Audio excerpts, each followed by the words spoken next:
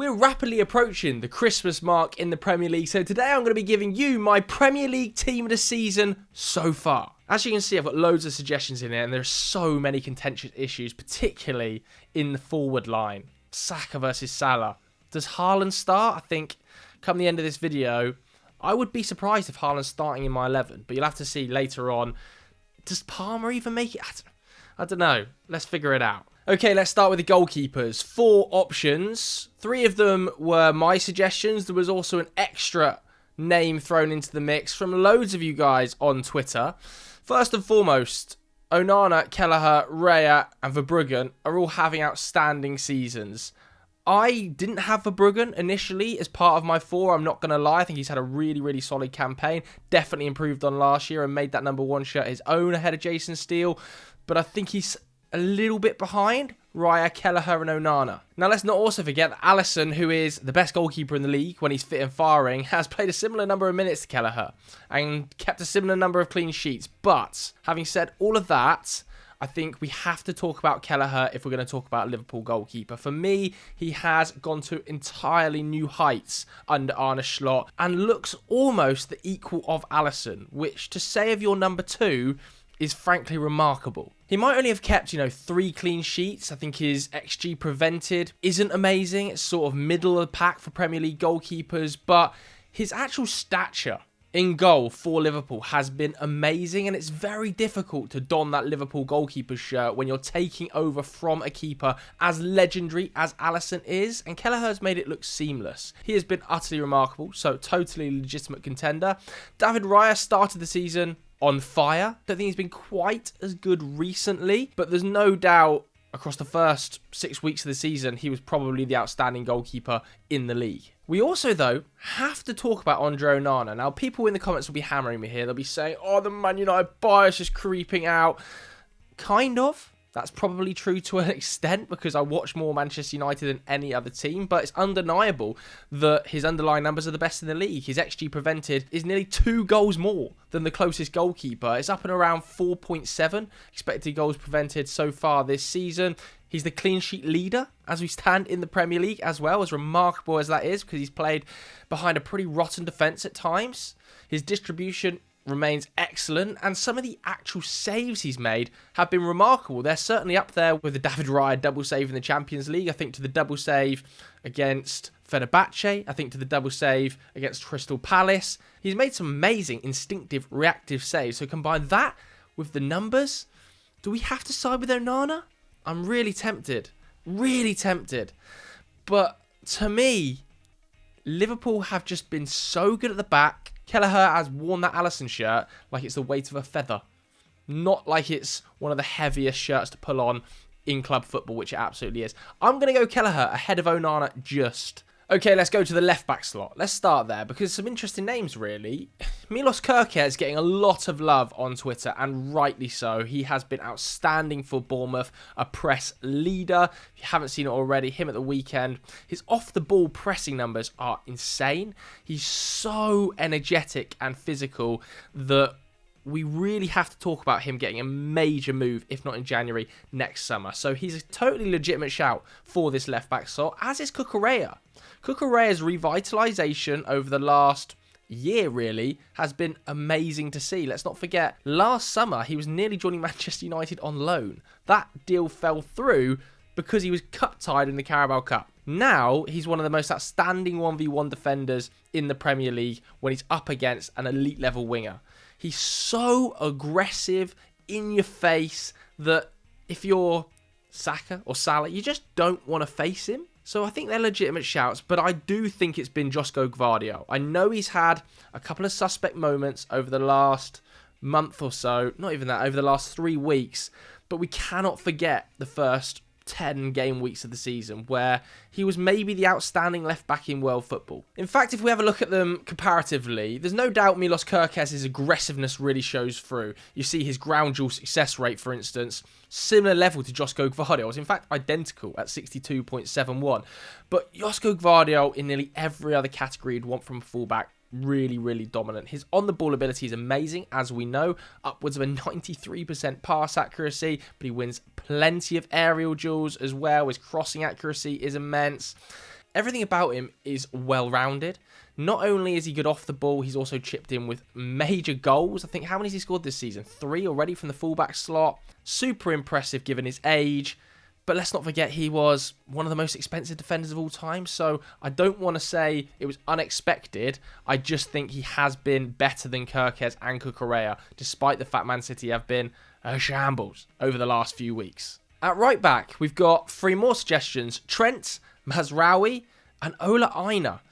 Now, for me, Mazraoui has been really well-rounded. He's excellent on the ball. He's shuffled into the right centre-back role under Amorim very, very naturally. He's clearly an extremely intelligent footballer. Excellent on the ball. But, you know, United have shipped a lot of XG. They're 11th in the table for expected goals conceded. He's played a lot of minutes in that back line. And Trent and Ola Aina have been part of units that have just been better defences. And I also think they've had better individual seasons so far. Take, for instance, Trent Alexander-Arnold, whose game has actually slightly changed under Arne Slot. You look at his shot-creating action numbers, they're down significantly. He's put up just 1 Premier League assist at the start of this season. There's no doubt he still has that incredible passing range. Think, for instance, of the weekend against Manchester City. That ball to Mo Salah with a little bit of fade that drops into that half space on the right-hand channel is just... I mean, there's probably 2 footballers in the world that can play that ball, and he's one of them. So his numbers in an attacking sense might have fallen off a little bit, but his defensive numbers are way up. They're actually at a career record high of over 4 tackle and interceptions per 90. I think he's doing a much better job marshalling players in the right back role, and that sort of tag that has dogged Trent about his lack of defensive ability throughout his career is really being questioned at the moment, because I think he's had an excellent defensive season. He's part of the best defensive unit in the league, top by a mile in terms of goals conceded, top by a mile in terms of chances conceded, top by a mile in terms of XG conceded, versus Ola Aina. And I think you do have to contextualise this a little bit, because otherwise you're just going to have a team of Liverpool and Arsenal players in there. Ola Aina, his adaptability, be it at left back or at right back, his ability on the ball, and also as part of the second best defence in the league by expected goals conceded, has been amazing. And look, his shot creating actions and his defensive contribution statistically might be lower than Trent, but I'm really tempted to put him in because of how good Forest have been. I want to get a Forest player in there. Nobody saw Nottingham Forest being in the position they are after 14, 15 game weeks. Seriously, it's remarkable the job Nuno has done there defensively. Last season, the last 6 months, they were exceptional actually in terms of the underlying numbers, the shots they were conceding, the shot locations they were conceding. This season, it's continued and improved. It's partly improved because of another player we're going to talk about. But I'm really tempted to put Ola Aina in there. I just don't think you can, though. I just think Trent has been that good. I'm going to stick with Trent. I'm going to stick with the obvious fullbacks, Trent and Gvardiol here. Let's go to the centre-backs. There were 4 obvious shouts that all of you guys at home wanted me to talk about. And then one I wanted to throw in, which is Milenkovic. Again, Nottingham Forest have been amazing defensively at the start of this season. Mourinho has found a perfect partner in Milenkovic, one of the signings of the season for the fee he was bought in at. An aerial duel monster. Nottingham Forest set-piece record last season was a joke. It was so bad. This season, massively improved, and he's a huge part of that because of his frame, because of the physical dominance he can exert in the box. His aerial duels, just everything about Milenkovic I've been impressed by, but he's not going to be in my team of the season. I just wanted to give him a shout out. I think the obvious names here are Virgil van Dijk and Konate, to be honest with you. I think Virgil van Dijk, for me, is the nailed-on name. He's the best centre-back in world football at the moment, never makes any mistakes, although he did nearly against KDB at the weekend. This is maybe the best I've seen Virgil van Dijk, even before his injury. He looks just totally imperious. He wins absolutely everything in the air as you would expect. Upwards of a 92% pass accuracy.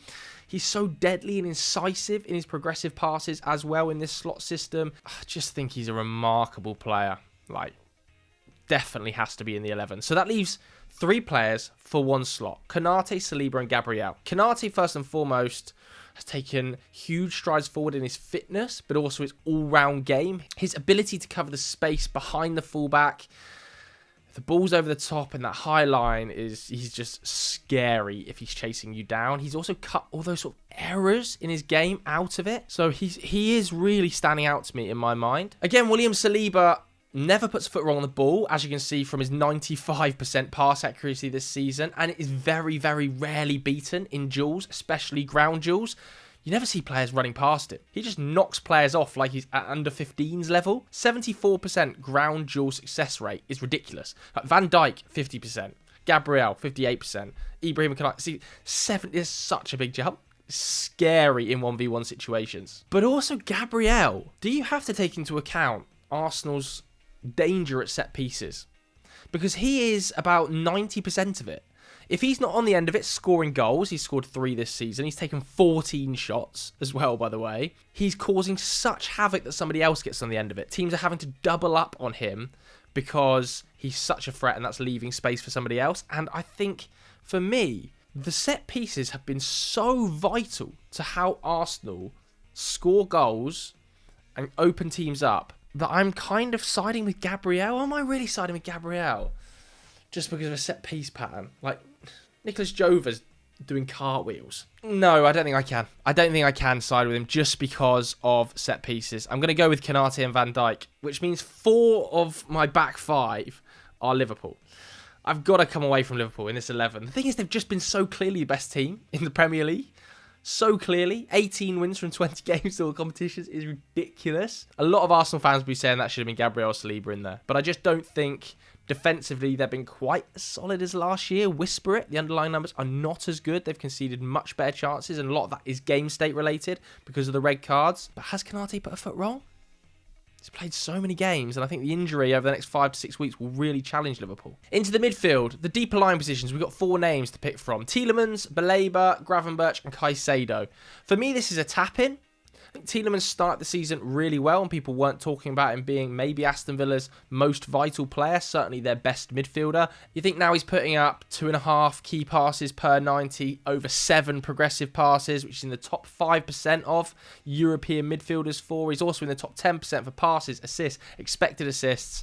He's had a great season at Aston Villa, but I feel like Aston Villa's recent drop-off has actually been over quite an extended period of time now, hasn't it, if we're honest? I don't think he's as good right now as Caicedo or Gravenberch. As for the people that wanted me to talk about Carlos Baleba, I think he certainly had a big breakthrough campaign this year after sort of growing into last season. This season, certainly we're already talking about him being an £80 million player, aren't we? And it's easy to see why. Because not only are his defensive numbers absolutely brutal, you know, he's in the top 7% of midfielders for tackles and interceptions, putting up over 5 a game this season. But also, on the ball, his ability to drive past players, keep hold of the ball, really reminiscent of Moussa Dembele for me, that used to play for Tottenham. That wide wingspan, able to turn players with ease, fire balls across the pitch. Very, very impressive. His take-on numbers, over 1.3 per 90 from a deeper line midfield role. Scored a great goal as well. An interesting player, and certainly one for the future, but not in my team of the season so far. Because to be honest with you, I think Gravenberch and Caicedo are 2 names that have to be in this team. They are going shot for shot for the best midfielder in the league. They're going game for game in this category. Gravenberch, obviously the most improved player in the league. There's no doubt about that. I think Michael Cox said it really well recently, that he's an 8 that's transitioned into playing as a 6, but still plays that 6 like an 8. He's able to break the game up, receive the ball in the first lines, but also drive past players. With those long, rangy strides, his take-on numbers are way up. His dribble numbers are way up. Takes the ball beautifully under pressure because he's just got that silky first touch. Nobody saw it coming except for Arne Slot. So he's an absolute nailed on. And Moises Caicedo, who is putting forward a legitimate case as being the best defensive midfielder in Europe. He's a different kind of defensive midfielder to Ryan Gravenberch. But I remember putting out this tweet a couple of years ago. 110 million for Caicedo looks crazy now, but he's going to be the best defensive midfielder on the planet, and got absolutely cooked for it. He's not miles off it. He's so good in every aspect. It actually slips under the radar how solid he is in possession. Out of possession, we know what he can do. He's a terrier. He flies around the pitch. He can operate a right back or in central midfield. He's that physical. But on the ball, his passing range is amazing. He actually is instrumental in how every Chelsea attack starts. Nobody talks about him being this sort of dynamic player in possession, but they should.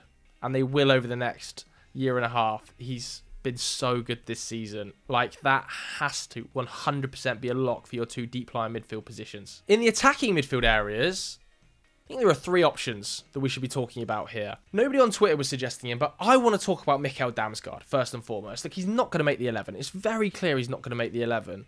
But the strides he's taken forward in this Brentford side, and where we now see Brentford in the table, particularly because of that amazing home record, for sure Johan Visser and Brian Mbeumo have had good campaigns. I think there are legitimate arguments to be made that Damsgaard is Brentford's best player. He might sit on 5 assists, which is pretty good. It's pretty outstanding for a Brentford side. He's in the mix for the top 5 players in terms of shot creating actions in the league. The way he drifts around the pitch and picks up little half spaces is so clever. His body movements are amazing. He also works really hard off the ball, which you absolutely have to do in that Thomas Frank high pressing system. Very dynamic. I just wanted to give him his flowers, to be honest with you, because Mbeumo and Visser get talked about endlessly.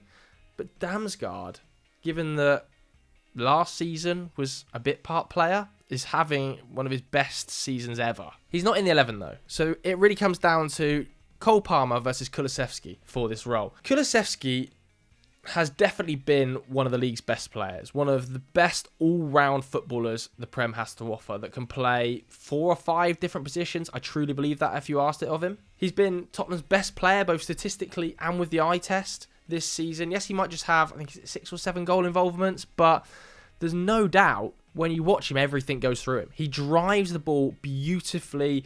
Very good close control, an excellent passer, really hard working out of possession. The issue he's got here is he's up against Cole Palmer. And Cole Palmer has put up 14 goal involvements already this season. 6+ progressive passes per 90. His non-penalty expected goals and assists is at 0.9. Now Kulusevski just can't match that. He's at 0.4. And part of that is down to the fact that Chelsea have been a slightly slicker outfit. Certainly a more consistent outfit than Tottenham. It's closer than people think. For me, Kulusevski is having an amazingly remarkable campaign, but it just is Cole Palmer. Let's go to the wing positions now then, because this is really tough. First and foremost, Cunha was being suggested a little bit, and I like it. I love Matheus Cunha. He's got 10 goal involvements, I think, at the start of the season. He's at 0.6 non-penalty expected goals and assists. Super dynamic in possession, able to dribble past players like they're not there. A little bit like Gravenberch in his wingspan, able to knock players off the ball, Moussa Dembele style dribbling in tight spaces. He's also scored some screamers, particularly the one that's Fulham where he takes it first time. Amazing. I do think he would start, said this on Twitter the other day, for every team in the Premier League other than Liverpool right now. He probably just about starts for Arsenal on that left-hand side, drifting more centrally like he's done at times for Wolves with Strand Larsen playing up front. Now that Martinelli's out of form, I think he starts again in a wide position for Chelsea. For Manchester City, he can start anywhere across the front 3 behind Erling Haaland. He's been amazing this campaign, but not amazing enough to be in this 11. Luis Diaz certainly has to be a contender. He's got 9 goals in all competitions, including that hat-trick. He's again looked revitalised under Arne Slot. I actually really liked him playing through the middle with Gakpo out wide against Manchester City. They could have stumbled onto something there. I know that Jota offers a different kind of option through the middle, as does Darwin Núñez, but Luis Diaz with Gakpo and Salah, those two intertwining, was a scary sight. That was a really scary sight. Something could happen there. But then how do you leave out Saka and Salah? For Bukayo Saka, the most shot-creating actions in the Premier League, the most big chances created, the most assists. Of course, he's on course to break Thierry Henry's record. He's already put up double digits of assists, and we're at the start of December. Now, a lot of people will say, it's just set pieces, a corner merchant. Well, he's got the most open play assists in the league as well. So let's forget about that, shall we? For me, I'm going to go full Garth Crooks. Stick him on the left, because there's just no way you can leave Mo Salah out the team. Mo Salah in the last month has just blown my head off. He's 1 goal behind Erling Haaland in terms of league goal scoring record right now. He's on 11, but he's also put up 7 assists this season. Of course, we all saw the clip of Neve versus Rory on the overlap, didn't we, where he's talking about him being just 4 or 5 assists behind David Beckham. And Slot has really masterminded maybe Salah's best campaign to date in the Premier League. Now, he might not score the goals that we saw him score when he netted, was it 32? But nevertheless, his all-round game's amazing. He doesn't look like he's tiring physically. I don't want to talk about the contract today because everybody's discussing that endlessly, but he has to be in the 11. 24 goal contributions already this season, and we're in December. So I'm going to go Garth Crooks. I'm going Saka and Salah on the wings. Make it work. Make it work. They're good enough to. So that leaves 1 striker role. So far, we've got 6 Liverpool players in the team this season 11 so far. 2 Chelsea players, 1 Arsenal player, 1 City player. Do we have a second City player? Because on the surface of it, Haaland, without context, should definitely be in the team. He scored 12 goals. He's a top goal scorer, so you think just put the highest goal scorer up top. But when you actually think about it, there's been some really good candidates. You know, he's scored in 7 separate matches, Erling Haaland. Obviously, he's had 2 hat-tricks already this campaign as well. Those juice the numbers. So 7 separate games. Chris Wood has scored in 7 separate games as well. Chris Wood has scored more match-winning goals than Erling Haaland this season whilst playing for Nottingham Forest. I have to say, Wood, in my mind, is an early contender to get in this side. Because he doesn't have the volume of chances created for him that Haaland or Jackson or Danny Welbeck do. Sure, Nottingham Forest are creative, but he's got far and away the best conversion rate of any of these 4. His 35% conversion rate is the best of any striker in the league that scored over 3 goals. Take, for instance, Erling Haaland's conversion rate. It's half of Chris Wood's, 17%. Now, he's missed some big chances, there's no denying that, and he will, at the end of the season, have outscored Wood, for sure. But Wood is doing the absolute most with what he's working with. I have to say as well, I think like Jackson is really, really close to being in this. Remarkable campaign so far. Is it nearly 0.8 non-penalty expected goals and assists per 90? His ability to turn and bring other attackers and Cole Palmer into the game is underrated, frankly, especially amongst casual football fans who think he is still this sort of meme footballer. Unfortunately, when you get tagged with that in the Premier League, it tends to stick. And yes, he has still missed some big chances. Doesn't have a shot conversion rate like Chris Wood's. But at 23, he's on his way to being a star. I also wanted to get Danny Welbeck in there. 6 goals, 2 assists. Great campaign under Fabian Herzler. Fantastic to see. This is the best I've seen Danny Welbeck in his Premier League career. And he's doing it in the twilight years. Links the play up really well. A leader in the press. Excellent with his back to goal. Has contributed and scored some excellent finishes this season. But also, he keeps big names out the team. You know, Evan Ferguson, Joao Pedro, Rutter. They're all having to share minutes behind Danny Welbeck. Danny Welbeck's not going in there. Nicholas Jackson, as good as he's been, is not going in there. I'm going to get shouted out for this, but I'm going to leave Erling Haaland. I'm going to go Chris Wood. I'm contextualising this. Yes, he might be a couple of goals behind him, 3 goals behind him, but what more can Wood do? I feel like he's operating at the absolute pinnacle of his ability right now, Chris Wood. Do I think the same of Erling Haaland? He's having a good season, but I think I've seen him better. Okay, I can see it already. I'll be being abused in the comments below, but I'm here and I'm ready for an argument. So please do leave your 11 down there. If you enjoyed the video, hit the like button, hit subscribe. We'll see you later. Goodbye.